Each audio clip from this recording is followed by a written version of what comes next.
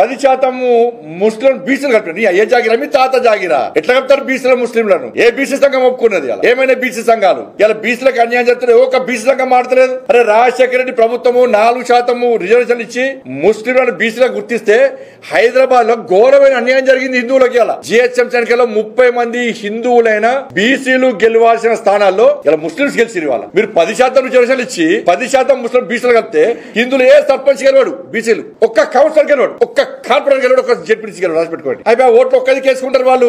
హిందువుల బత్యం తెలంగాణ రాష్ట్రంలో బిచ్చబత్ హిందువులది అడకదిరా మిమ్మల్ని ఎంఐ పార్టీ ఒత్తిడికి తలొగ్గియాలా? హిందువుల మనోబలు దెబ్బతీసి ఏందన్న జాతి, అరే మేము బొట్టు పెట్టుకుంటాం, మాకు గోత్రం ఉంటది, జన్మనామం ఉంటది, జన్మ నక్షత్రం ఉంటది, మేము ముల్దారం కట్టుకుంటాం, మా జాతిది.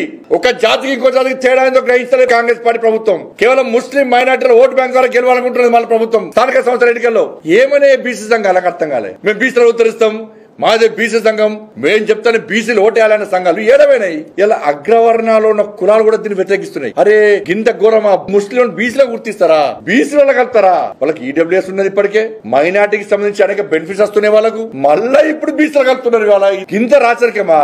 ఓవైసీ కుటుంబం, రేవంత్ రెడ్డి హిందూ వ్యతిరేక గ్యాంగ్, వీళ్ళిద్దరు కూర్చొని రాత్రిపూట ముచ్చట్లు పెట్టి ఇవాళ హిందువులను రాచి రంపాన పెట్టడమే లక్ష్యంగా చేసే కుట్ర ఇది.